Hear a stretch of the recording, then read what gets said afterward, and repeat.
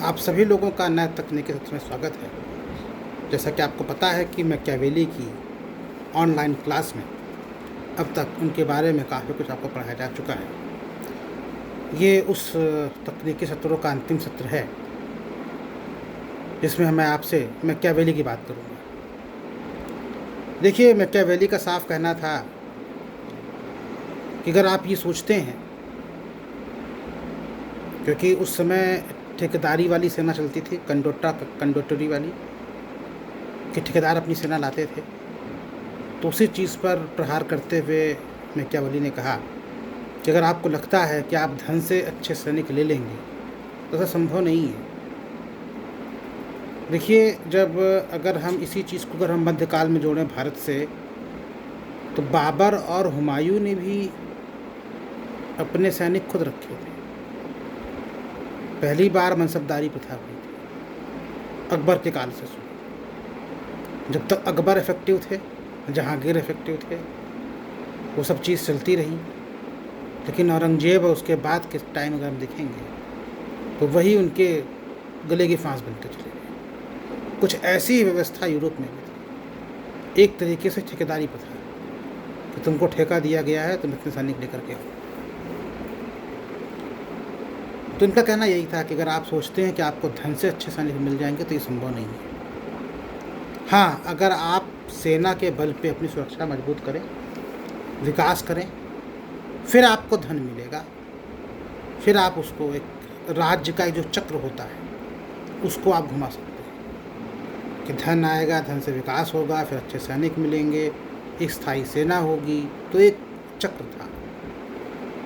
देखिए, इसके अलावा क्या था कि आपको याद नहीं होगा तो मैं बता दूं, नागरिक शास्त्र जब पढ़ते हैं तो उस समय के जो थिंकर्स होते हैं वो राज्य को दैवी उत्पत्ति के सिद्धांत में भी सुनते हैं कि राज्य की या राजा की दैवी उत्पत्ति है। तो ऐसा इन्होंने कुछ नहीं माना और ये कहा कि जो राज्य का जन्म हुआ है वो छल कपट के आधार पर हुआ है, उसमें स्वार्थ था, स्वार्थ के कारण ऐसा हुआ। अगर आप इसको देखें कुछ हद तक तो जाहिर सी बात है कि देखिए, मानव है। इसको अगर हम थोड़ा सा और आदर्शवाद के हिसाब से देखें तो क्यों राज्यों की सीमाएं बनी, कैसे बनी, किस तरह बनी, विवाद हुआ, सेना की स्थापना हुई। बिना इन सेना के भी तो आखिर इंसान भाईचारे के तौर पर रह सकता है कि भाई सबकी बनावट एक जैसी है, तो सेना को रखने की कोई ज़रूरत नहीं है, वो उस चीज़ का हम कहीं और विकास करेंगे। अगर हम देखें तो तब अपनी अपनी थ्योरी है, अपने अपने लोगों के विचार है ना। तो उसमें कोई ज़्यादा अभी मैं कुछ कंट्रोवर्सी बोल दूं किसी के धर्म के ऊपर और दैवी सिद्धांत के ऊपर, मालूम चले कि मुझे जो है लेने के देने पड़ जाएं, इसलिए मैं कुछ ऐसे एग्जाम्पल नहीं दूंगा। लेकिन जो फ़िलहाल है उसी को मान लेते हैं कि उन्होंने कहा कि राज्य का जन्म छल कपट के आधार पर हुआ है, स्वार्थ के कारण हुआ है। इन्होंने कहा देखिए, जो भी आपके उद्देश्य की पूर्ति करे वही नैतिक है, बाकी सब अनैतिक है। ये बात बिल्कुल सही है। लेकिन इसको सुनने के बाद आप ये मत समझ लीजिएगा कि अगर आपको लग रहा हो कि आपको पास होने के लिए नकल की व्यवस्था मिल जाए तो वो नैतिक है। ऐसा कुछ नहीं है। ये राज्य की बात की जा रही है। और क्योंकि इसके पहले इन्होंने बात बोली है कि राज्य के उद्देश्य के लिए छल कपट, पाप पुण्य कोई माने नहीं रखते, उसी सेंस में इसको जोड़ के देखिए कि जो भी राज्य के हित पूरे करते हों वो सब नैतिक है।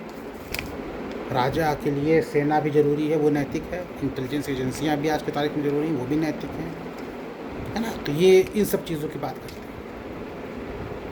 इसके अलावा ये बात करते हैं कि प्रिंस को इस चीज़ पर विचार करना चाहिए कि भाई कि राज्य की जनसंख्या की वृद्धि कैसे है, आपके मित्र कैसे हैं, मौके पर साथ देंगे कि नहीं देंगे, उनसे कोई संधि कर लीजिए, उनके अंदर की स्थितियाँ जानिए।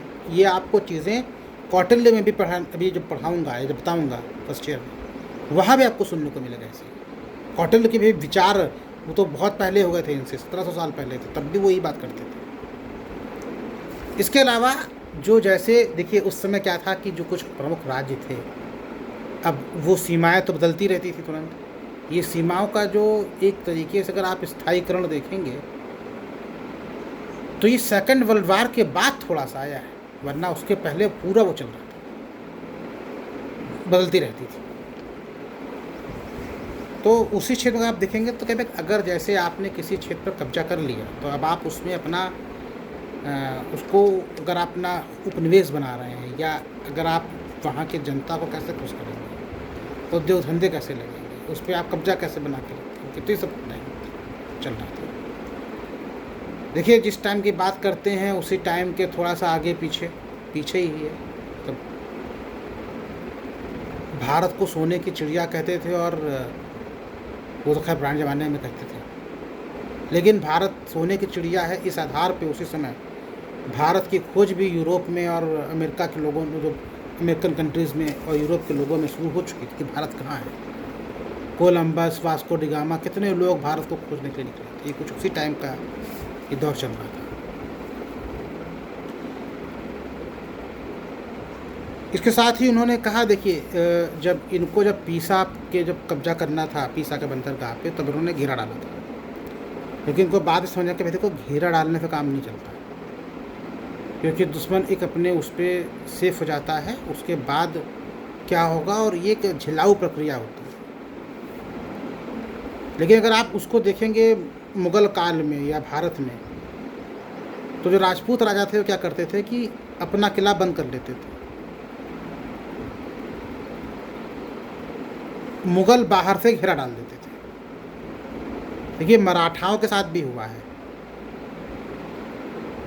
जब मराठाओं का जब तीसरा युद्ध हो रहा था, तिथि मराठा युद्ध, तो उसमें भी यही हुआ था, जिसमें अहमद शाह अब्दाली की नंदिसा कौन, मतलब मैं बहुत क्लियर नहीं हूँ, पानीपत का जिसको हम तीसरा संग्राम कहते हैं, उसमें भी पानीपत के मैदान में मुग़लों के डेरे की पूरा घेराबंदी कर दी गई थी। लेकिन यहाँ पर भी कहते हैं कि घेरा मत डालिए, सीधे का हमला करिए, ज़्यादा अच्छा। इसके साथ वो कहते हैं कि देखिए युद्ध कला का विस्तार करना पड़ेगा राजा को समझना पड़ेगा कि युद्ध कलाएँ किस तरह से हमको और डेवलप करनी है, और सेना की जो शक्ति है उसको किस प्रकार प्रशिक्षित किया जाए, ट्रेनिंग दी जाए, बराबर उसको एक तरीके से ताकत दी जानी चाहिए। इनका साफ कहना था कि देखिए राजा का कार्य क्या है, कि जो प्रिंस है, जो राजा है, वो सदैव राज्य विस्तार की बात करे, इसी में लगा रहे कि सीमा का विस्तार करना है। देखिए उस समय एक देश था प्रशा, नाम लेते हैं। प्रशा की राजधानी बर्लिन होती थी, लेकिन प्रशा खुद में कई राज्य आज के यूरोप के जोड़े हुए, तो इसलिए कहते हैं कि भाई राजा को इसी बारे में सोचना है कि वो अपना कैसे विस्तार करे। और इनका कहना था कि अगर राजा के पास शक्ति है तभी राज्य आपका स्थायित्व रहेगा। शक्ति कौन सी? सैनिक शक्ति। कोई अगर आप पर हमला करने की जुर्रत करे, उसको पता हो कि उसका कितना बुरा हश्र है। इसलिए उनका साफ मानना था कि भाई शक्ति से ही राज्य में स्थायित्व आता है, और शक्ति को इन्होंने राज्य के स्थापना का आधार माना। ये भी बात सही है। अब मान लीजिए किसी के पास शक्ति नहीं है, तो उस बेचारे पर तो बराबर हमला ही होता रहेगा दूसरे देशों का। आप देखिए क्या किसी की हिम्मत है, जो सैनिक रूप से मजबूत देश हैं आज की तारीख में, आप देख लीजिए, उन पर कोई हमला कर पाए? कोई नहीं कर सकता। ये प्रिंस के या राजाओं के देखिए जो गुण बताते हैं वो क्या है। देखिए जो गुण थे, जो एक तरीके से कौटिल्य ने बताए 1700 साल पहले, वही घूम फिर के यहाँ पर भी है। लेकिन कौटिल्य और ज़्यादा चीज़ों की बात करते थे। इनका कहना क्या, देखिए एक तो महत्वाकांक्षा हो, शक्ति हो, राजा कमज़ोर नहीं होना चाहिए, उसके अंदर चालाकी भी खूब हो, और उसको सभी तरह के हथियारों को चलाना भी आता हो। देखिए, उस समय का दौर कुछ ऐसा था कि महत्वाकांक्षा चरम पे होनी थी, क्योंकि अगर वो ना होती तो ज़ाहिर-सी बात है कि फिर दूसरे देश के जो राजा थे वो आप पे हमला करते। तो अगर आपको उनसे सुरक्षित रहना है तो आपको फिर अपनी महत्वाकांक्षा बढ़ानी पड़ेगी। शक्ति होनी ज़रूरी है। अगर आप कमज़ोर हो जाएँगे तो आप पे कोई तो दूसरा हमला कर देगा।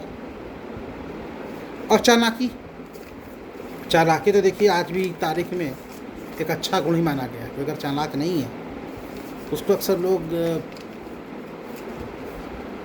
सीधा, पागल, गधा ऐसे शब्दों से संबोधित करते हैं। जो चालाक है वो सफल है। पता होना चाहिए कि आपको अपना काम कैसे करना है। तो राजा अगर चालाक नहीं होगा तो इतने बड़ी जनता का भार अपने सर पे वो कैसे उठा पाएगा। तो आज मैंने आपको जो 4 सत्रों से चल रहा था मैकियावेली का चैप्टर बताया कि मैकियावेली में क्या क्या चीज़ें चाहते थे प्रिंस के बारे में, कौन सी किताबें लिखी, क्या क्या इनके लेख थे, और भी बहुत सी चीज़ें हैं। लेकिन क्योंकि ये ऑनलाइन क्लास है थोड़ा सा परेशानी होती है कि ऑनलाइन में चीज़ों को समझाना थोड़ा सा मुश्किल हो जाता है। और इसके साथ ही एक समस्या ये आती है कि ये थॉट का विषय है, विचारकों का है, आपने सब नाम कभी नहीं सुने, थोड़ा सा आपके लिए भी बोरिंग हो जाता है। तो उसको किस तरीके से एक आपका इंटरेस्ट बनाए रखा जाए, ये एक बहुत बड़ी चुनौती होती है। क्योंकि आम तौर पे थिंकर्स को आप उतनी आसानी से नहीं पढ़ा सकते, ना बता सकते हैं जितना और भी चीज़ों में आप कोई भी और विषय को आप बता सकते हैं। तो इन्हीं शब्दों के साथ आज मैकियावेली की हम समाप्ति करते हैं। अब आपसे नए विषय के नए चैप्टर में फिर से मिलेंगे। Thank you.